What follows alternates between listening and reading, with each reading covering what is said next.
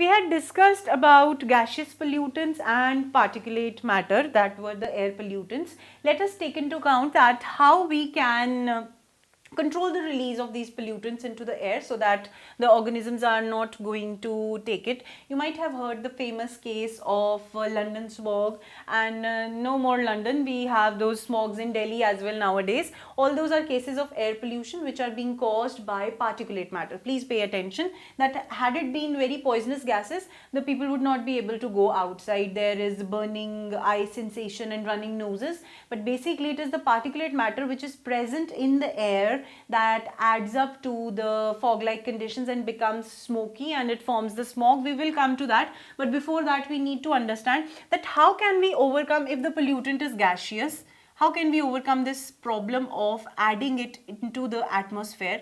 Now, we did discuss that what are the gaseous pollutants. They are going to be oxides of sulfur, there could be oxides of nitrogen and oxides of carbon. So these oxides are being released whenever the combustion of fossil fuels takes place. You know, our entire industry except for nuclear and these electrical input mostly are dependent on fossil fuels for their energy requirements. So is our automobile exhaust, is automobile industry as well as the automobiles are completely dependent on fossil fuels for meeting their energy requirements. So whenever there is combustion of a fossil fuel, because the fossil fuel is a living material only, so the burning produces whatever nutrient is stored inside it. We did talk about that nutrient cycling. It is stored in the form of fossil fuels. So the fossils contain nitrogen, they contain carbon, and they contain phosphorus. So those combustion materials, when they undergo combustion, they are going to release the gases which are the oxides of nitrogen, sulfur and carbon. These gases, when they would be added into the atmosphere, they would be poisonous gases. Now what is to be done?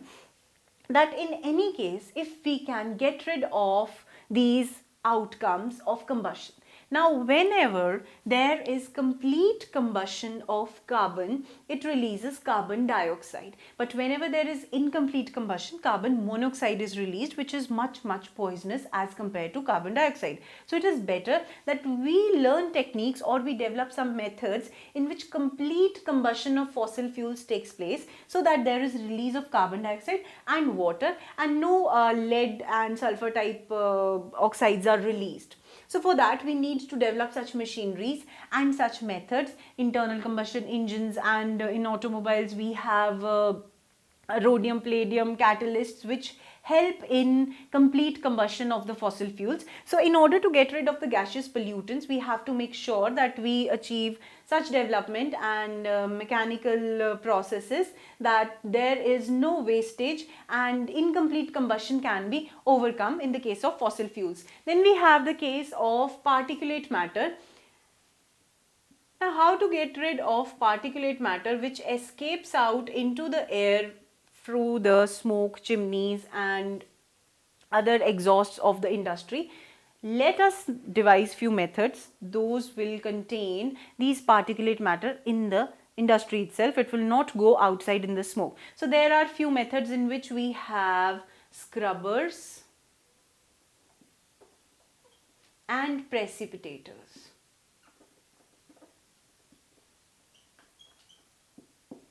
All right. These are the two methods in which you are going to add some chemical that is going to take hold of the particulate matter in such a way that it is not able to escape with the warm air that has to go out of the exhaust. So in scrubbers, what we do is that lime spray is being thrown from various angles in the chimney, so that all the particulate matter, it attaches with the lime spray, lime particles, and settles down so that it does not leave out from the smoke. Such as in the case of precipitators, we make sure that supposedly if this is the precipitator, I'll make sure that I have few plates which are discharging charge. Okay, supposedly here comes the smoke. Try and understand this. Here comes the smoke and it is having particulate matter. Now these plates are going to be highly charged, and by the effect of corona effect, you know, that is the charge is being dissipated out from the surface. I'm going to use thin plates over here. The charge would be dissipated out by corona effect, and the particles over here, that is the particulate matter which is otherwise not controlled, by any filtration mechanism that would take the charge. Alright. Then when they are moving further, they are going along with the flow. I'll have an oppositely charged condition, oppositely charged plates, or I must say, they are going to come over here. Supposedly over here I had negative charge.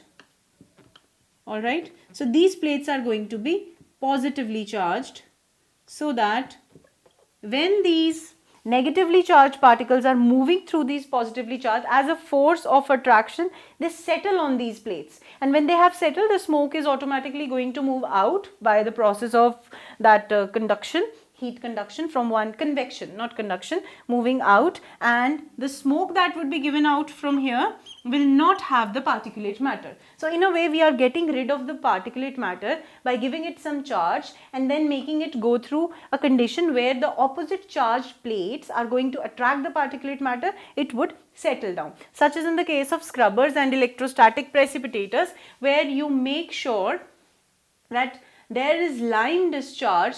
Supposedly this way smoke is going, the line discharge would go and settle on the particulate matter, which would make this particulate matter heavier, and it would come and settle down and the smoke would go upwards. Now there is another method, that is the cyclonic precipitators. You know what is a cyclone? It is circular movement of air basically around a particular center. So what happens in cyclonic precipitators, that the air or the smoke with lot of particulate matter is going to go through like this. This is going to move at such a fast pace that it is easier for the air to move in circular fashion, but the particulate matter being heavier is being thrown out because of the centripetal and centrifugal forces which are acting due to fast movement of the air. The particulate matter would be thrown out over here, and this exhaust area or the surface is made such that it attracts these particulate matters and it settles down. Now this air is free of the particulate matter and it can be released out.